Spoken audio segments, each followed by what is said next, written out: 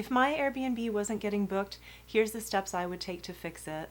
Hey, I'm Haifa. I'm an interior designer for short-term rentals. I'm also a superhost myself with more than 200 five-star reviews. In this video, I'm going to be sharing my top tips and tricks for what you can do if your Airbnb is just sitting empty to get you more bookings. Now, I hear a ton of hosts, especially these days, blaming the market, saying it's oversaturated, there's too many Airbnbs, or even blaming the economy, saying the economy's tanked, no one's traveling, no one's spending money. I'm here to tell you that that is just a poor excuse you need to get right out of your head.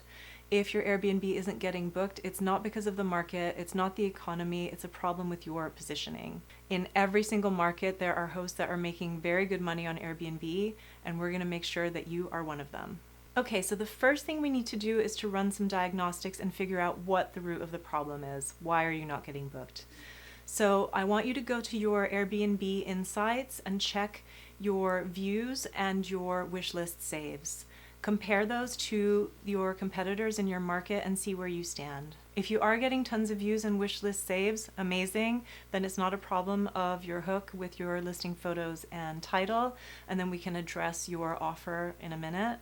If you're not getting enough views or wish list saves, then it's a problem of your initial presentation, your photos, and your title. So let's address that. Obviously, you want your main photo to be killer. This has to be the money shot, the wow moment of your property. What I like to do is I will test drive different ones. I like to give it at least 2 weeks or at the very least 1 week. Now, if you are in a rush and you're just trying to get as many bookings as possible, then you might want to try and swap out your photos and your title and everything all at once. But if you have time, I recommend doing it in a scientific way and just test run each one at a time so you can see what is moving the needle. When people are scrolling, your main photo is obviously your one chance to grab their attention, to draw them in and make them click on your listing. This needs to really be killer and stand out. This extends to your first 5 photos. These need to showcase the very, very best amenities and standout features of your property, the stuff that is generally your biggest driver of bookings and why people choose to stay with you. A pro tip here is to swap the photos out seasonally.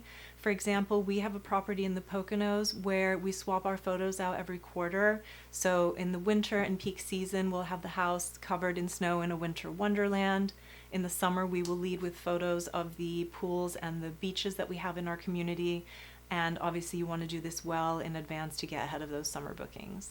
Now, when it comes to your title, I think Airbnb gives you something like 50 characters, and you really want to make the most of this very limited real estate that you have and pack as much value into it as you can. You want to include everything that's great about your property, the stuff that drives bookings. So if you have a hot tub that really drives bookings, put that in the title. If you are a 5-minute drive to Disneyland, you want to put that in the title. On the flip side, you want to make sure that you're not just putting random filler words in there either. So things like a modern home or cozy, those are words that just really don't signify a whole lot. It's not telling anyone why they should be booking your listing.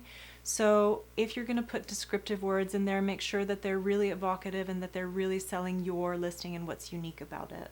You also don't need to write that it's like a 3-bed, 2-bath. People can see that. They probably search for the number of bedrooms that they want, so that's just superfluous information. You also want to consider a matter of positioning.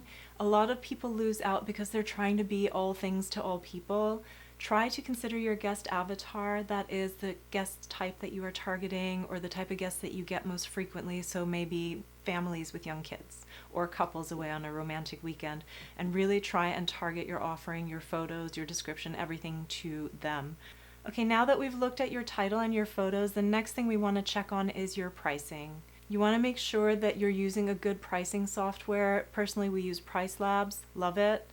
But you also can't leave the software in the driver's seat completely. I like to go in at least once a week and check the pricing on all of our listings, and I'll manually override whatever Price Labs has set. No one's going to know your property better than you, seasonality, what you've been able to charge historically, and so on. It's definitely happened to me before that Price Labs has set the pricing way over what I would normally get or what's suitable for the market, and I didn't realize. And then that has led to us not getting enough bookings. Even if you have the most incredible property, if you're priced 20, 30, 40% higher than the competition, then obviously people are going to book somewhere else and you're going to lose out. So you want to go in there and make sure you're monitoring it and make sure that your settings are on point. Make sure that you're priced competitively. Even if you are a top listing, over time you'll get a sense of where you want to be sitting price-wise. That is a good, comfortable marker for you. A note here is that you want to make sure that you're competing on value and not on price. What I see a lot is people that are trying to outcompete each other on price. It just becomes a race to the bottom where nobody wins. You want to make sure that you mentally have your own floor that you're willing to go to and say below that it just ceases to be worth it for me, and make sure that you are getting and knowing the true value of your property. I see a lot of hosts, for instance, that are doing their own cleaning and not paying themselves for it, things like that, wildly underpricing their properties, and at a certain point it just ceases to be profitable. Then you might as well just do it as an annual rental and save yourself a lot of work and a lot of hassle. So make sure you're competing on value and not on price. Okay, now that we've checked your photos, your listing title, your pricing, we want to get into the actual value offering of your listing and how you can improve that to make it more enticing. As a designer, one of the first things I always look at when I'm working on a new property is that classic heads in beds. Can we accommodate more people? Look at your property and see, could you turn any of your twin beds into bunk beds? Could you have a day bed with a trundle or a fold-out bed somewhere? Anything that you can do to increase your occupancy obviously is going to make your property more appealing, and it's going to allow you to increase your nightly rate. Now, there is the caveat that you also want to make sure that you're not trying to crowd too many people in compared to what your property can comfortably accommodate. What is the square footage of your house? Can it comfortably fit 12 people or 10 people? Are you going to be able to offer enough seating in the living room and dining areas for this amount of people? There's nothing worse than feeling really cramped on vacation. You can tell that the host has just tried to squeeze as many people in there as possible. So you want to make sure that it works. This is an area where a designer can really help you. They're going to be able to work out the very best layouts in the space, the flow of the space, how it's going to be used, so that you're going to be able to fit in the maximum amount of people there without it feeling claustrophobic. All right, time now for a quick win. If you feel comfortable with it, I definitely recommend putting the instant book setting on your listing if you haven't done so already. This is something that really reduces friction in the booking process. A lot of people really prefer this, that they can just go in and book just like they would book a hotel, click, boom, and it's done. So whenever we have been able to set this on our properties, we've definitely seen an uptick in bookings. Another fairly easy change you can make, again if you feel comfortable with it, is to make your listing pet friendly. More than half of travelers like to travel with their pets, and at the same time only about a quarter of short-term rentals are pet friendly, so there's a gap in the market here that you can capitalize on. I know a lot of hosts are reticent about this. They wonder if it's going to cause damage to their property or extra mess and hair. I want to say from our side, we have been pet friendly across all of our properties for several years now. We have so far not had any situation where a pet has destroyed anything in our property. We have certainly had extra hair, and that's where the extra pet fee comes in for additional cleaning that may be required. The way that we have it set up in our listings is we let people know that even though we are pet friendly, we don't allow pets on the beds, and any bed linens that are found covered in pet hair are going to incur a linen replacement fee. Once you get pet hair on your beds, it's pretty much impossible to get it all off, and we wouldn't risk giving those linens to anyone else. So if that does occur, we just throw that away. This happens very, very rarely, I will say. We also provide a vacuum cleaner. We provide a dog bed. You don't have to do that, but I think it encourages people to use that and or to bring their own dog bed. And lint rollers too. I would say most pet owners are just really happy and grateful that they can travel with their pets and are really respectful of your space. The next thing you're going to want to do is to study your competition carefully. Have a look at what everyone else, and especially the top performers in your market, are doing. Is a hot tub a non-negotiable in your market, for example? If so, you want to make sure that you find a way to get that installed. And then I would go a step further and one-up that, add something that not everybody else has. So say everyone has a hot tub but they don't have a sauna. Everyone has a hot tub but they don't have a cold plunge. Everyone has a game room but they don't have a karaoke machine. Try and think creatively and see what kind of things you can add that not everyone else has that can set you apart. Now I know obviously budget is a factor. You may not have the budget right now to add a big ticket item like a hot tub.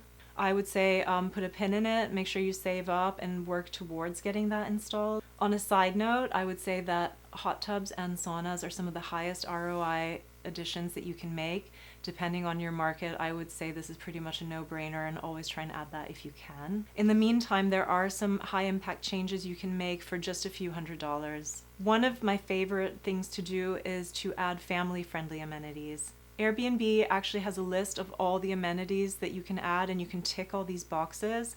They have things like high chair, baby bath, kids books and toys. Get all of those. I love to shop at IKEA. They have super cute stuff that's very affordable. You can get your high chairs, toys, all of those things delivered. It's a total win. For just a couple of $100, you've added a major upgrade to your property that's going to make it much more attractive. I know a lot of young families with children don't want to travel with all that bulky stuff, and they will specifically search out listings that have these items on offer. It's such a relief to them if they can just rock up at your listing and know that it's all taken care of. Depending on your market, this accounts for a huge demographic, and if you can cater to them, that is definitely going to get you more bookings too.